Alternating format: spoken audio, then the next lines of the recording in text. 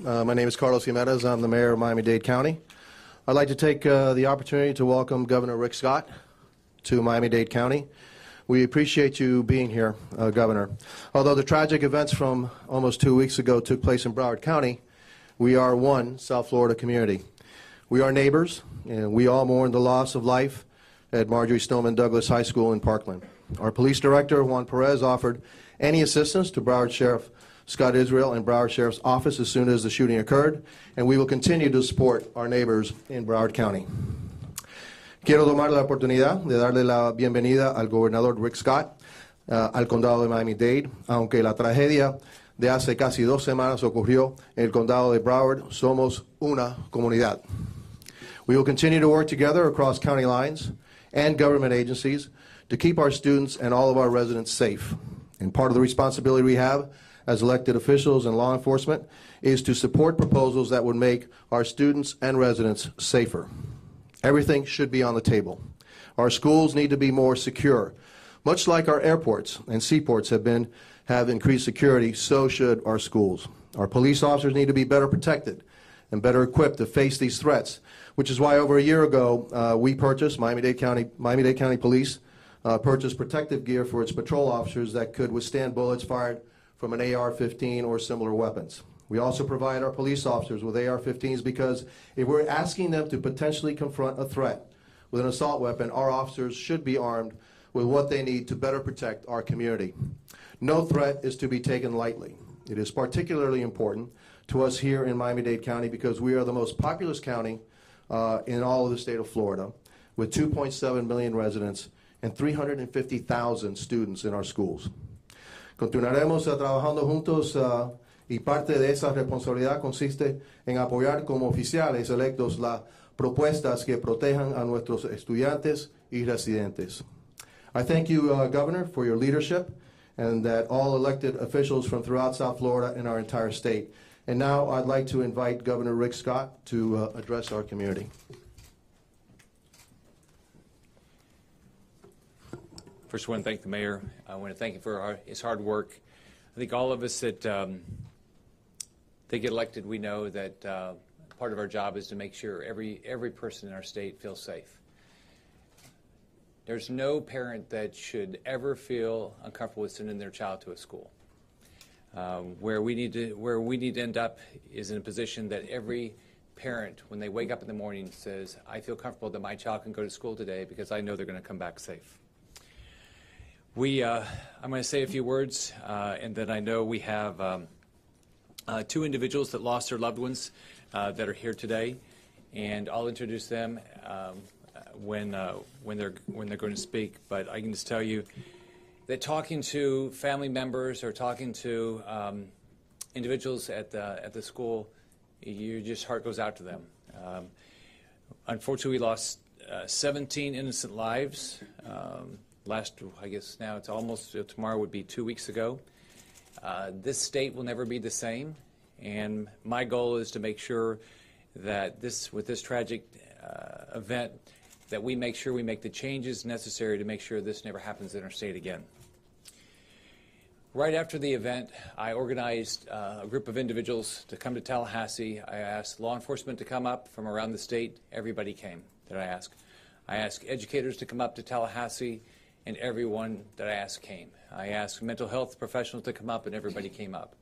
And we sat down and we came up with ideas that we thought would work to change the direction of the state and make sure our schools are safe. In the meantime, we were meeting with parents, family members that lost their loved ones, and students. I want to thank everybody for their active engagement in making sure this never happens again. We have a little less than 2 weeks now to go in this legislative session. I put out a proposal on Friday. I'm going to work every day between now and the end of session to make sure that we pass legislation that will make our students safe. We need to pass reforms to make it virtually impossible for anyone who has a mental illness or danger to themselves ever to use a gun. In our state, we're in a good position because we have budget surpluses now. My plan is to spend $500 million to make our schools safe, to invest the dollars in mental illness, mental illness to make sure this never happens again. We need to increase the collaboration between our local sheriffs, our police departments, our schools, Department of Children and Families, and DJJ. We've got to make sure we have an increased law enforcement presence in all of our schools, every school. So my proposal would have a significant law presence in every school. And on top of that, as our schools that are larger would have a bigger law enforcement presence. And the way I want to make sure we do this right, I want to make sure all these things are signed off by our sheriff's department all across the state. But there's no question we've got to have more law enforcement. Next, we also need to make significant investments in school safety. We've got to invest in metal detectors. We've got to invest in bulletproof glass. We've got to invest in steel doors. We've got to invest in upgraded locks. We've got to do everything we can to make sure that somebody that wants to harm any one of our students can never do it again. I also want to make sure we have an anonymous See Something, Say Something statewide dedicated hotline, website, and mobile app. Also, I want to make sure we have increased presence with mental health counselors at our schools. I want to make sure that every student has the opportunity to sit down with a mental health counselor and hopefully deal with any issues that they might be dealing with. In all of our sheriff's departments, I want to embed an employee from the Department of Children and Family to try to work better to coordinate any issues that they might be seeing around their community. I'd like all of our schools to have a threat assessment team to meet on a monthly basis, which would include our principal, a teacher, local law enforcement, employee of Department of Children and Families, and DJJ. My goal is to make massive changes in school safety, significant increased mental health resources, and keep the guns out of anybody that's dealing with mental illness or is potentially a threat to themselves or others. There's nothing more important to make sure these schools are safe. I am a father and I'm a grandfather. The first thing when something this happens, you think, how could you deal with it? And unfortunately, we have 17 families that are dealing with the fact that they lost their loved one. We had individuals that shot and are still getting better. And then we have an unbelievable number of families and students that are concerned about the safety of their schools. But I'm going to do everything I can over the next week and 5 days or so. We are going to get a good bill passed this session. We're going to get the funding. We're going to make sure this doesn't happen again in our state. I want to thank, we have 2 parents here today, and I can tell you both of them want to make sure that this never happens to another family. So the first person I want to introduce is Andy Pollock. Andy lost his daughter, Meadow. If you look at the pictures of Meadow, she was a beautiful young lady. If you talk to, whether you're talking to Andy or his 2 sons or everybody around, everybody said Meadow was one of the most beautiful individuals you could ever meet inside and outside. So I personally don't know how Andy's doing it, but I know that he has an unbelievable passion to make sure that this doesn't happen anywhere in our state, but his goal is to make sure this never happens in our country again. The father of Meadow, Andy Pollock.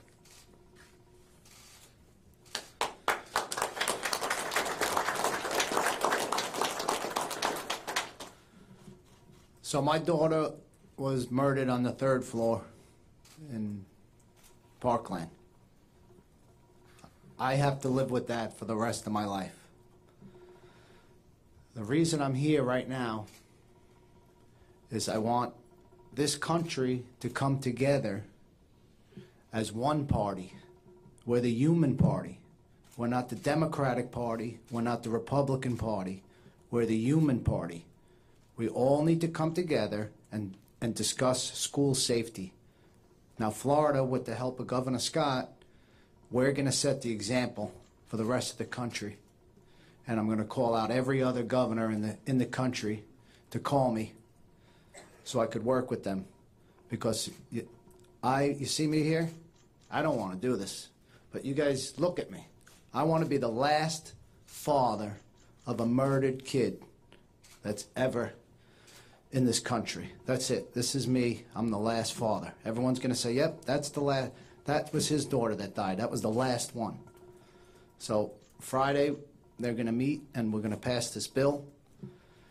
And I'm gonna oversee a lot of it, a lot of the security, and I'm gonna make sure every school is safe for our kids, because it's all about our kids. And that's our most precious commodity, is our children. So I'm the last one, and that's it. So reach out to me, and I'm gonna help everyone. Thank you.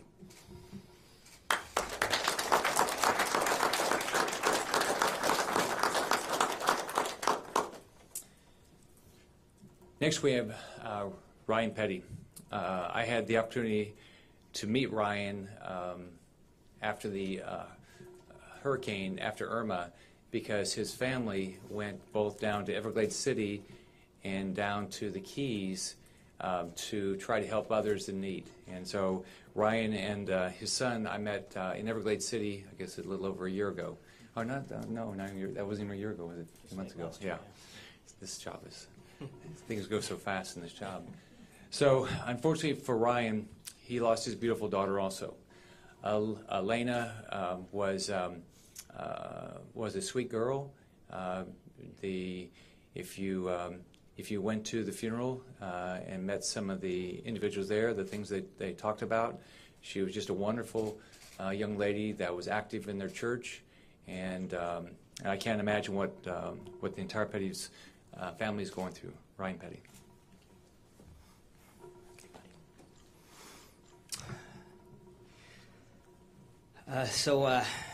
Governor, thank you. Thank you for taking leadership on this issue. Andy, thanks for standing up. You were the first one to stand up and say, this has got to stop. And I thank you for that. For those of you that didn't have a chance to know my daughter, she was, as Governor Scott said, all about service. She loved to serve. When she come into a room, she lighted up with her smile. She was everybody's friend. As my son and I drove down here today, we read through Governor Scott's proposal. We talked about the provisions, and we talked about whether Elena would want this legislation passed. And I think we agree she would. This is her last, maybe her last act of service, is to make sure that what happened to her that day, almost 2 weeks ago, never happens to another child in any of our schools anywhere in the country. And I appreciate Governor Scott taking the lead here in Florida. We're going to set the example for the rest of the country. But as Andy said, every other governor is on notice at this point. You've got to bring people together. You've got to bring the experts in, figure out how we protect and secure our schools, and get it done. There are no more excuses. We don't have any more time. Too often, this debate gets mired down in the Second Amendment versus gun control. It's happened after every single school shooting. This time, Governor, I hope it is actually different. This time it needs to be different. Let's not get mired down in that debate. There'll be time for that. Right now, we secure our schools. We figure out what went wrong and what we can do better. And then we'll have the other public policy debates later. Let's do this for those 17 lives that were lost at Stoneman Douglas. Let's make those the last ones. Thank you.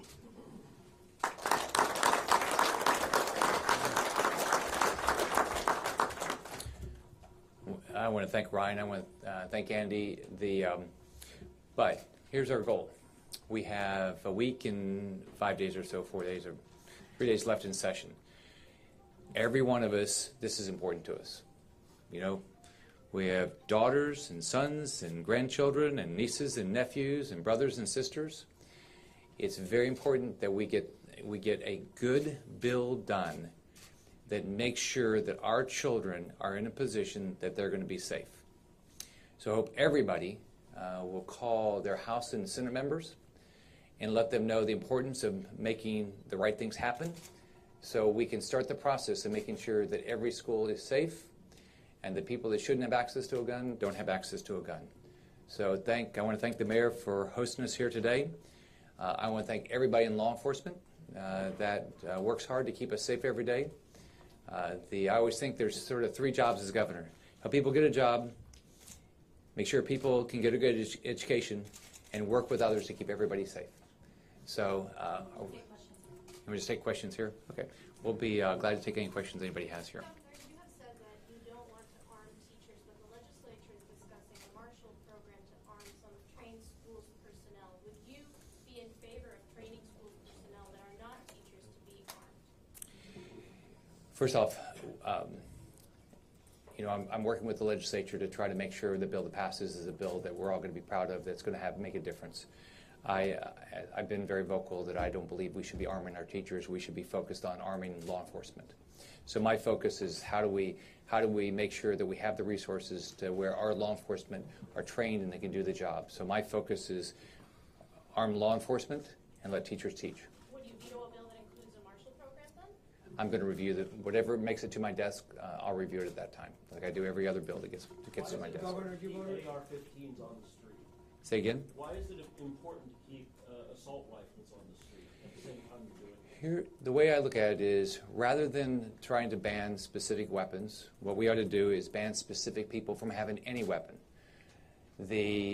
Let's remember that Timothy McVeigh used fertilizer. Let's remember that where people are using cars and trucks. We saw it in New York City. We saw it in France.